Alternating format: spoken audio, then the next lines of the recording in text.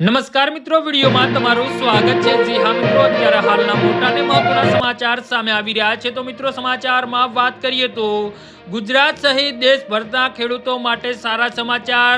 નવા વર્ષે બેંક ખાતામાં આવી શકે છે મોટી રકમ। PM Kisan Samman Nidhi update. દેશના લાખો અન્નદાતાઓ માટે આવનારો સમય મહત્વપૂર્ણ બની રહેવાનો છે। પ્રધાનમંત્રી કિસાન સન્માન નિધિ યોજના અંગે હવે નવી આશાઓ જાગી છે। દેશના નાના અને સીમાંત ખેડૂતો માટે પ્રધાનમંત્રી કિસાન નિધિ યોજના વરદાન સ્વરૂપ ગણાય છે। ખેડૂતો તેમના આગામી હપ્તા એટલે કે 22મા હપ્તાની રાહ જોઈ રહ્યા છે। ત્યારે ખેડૂત સહિત ખેતી સાથે સંકળાયેલા સૌ કોઈને નજર આગામી 1 ફેબ્રુઆરી 2026ના રોજ રજૂ થનાર કેન્દ્રીય બજેટ પર મંડરાઈ રહી છે।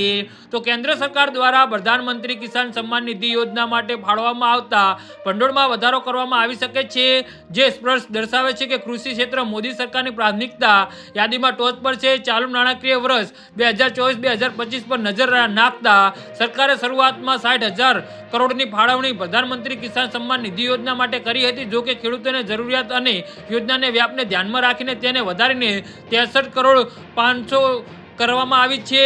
આ વધારો મામૂલી નથી, તે લાભાર્થીઓને વધતી સંખ્યા અને કોઈ પણ માત્ર ખેડૂતના ભંડોળમાં અવરોધ ન આવે તે સુનિશ્ચિત કરવાની સરકારની ઈચ્છા દર્શાવે છે। છેલ્લા 2 વર્ષમાં 2000 કરોડથી વધુ બજેટનો વધારો સરકારના ઈરાદાઓને સ્પષ્ટ દર્શાવે છે।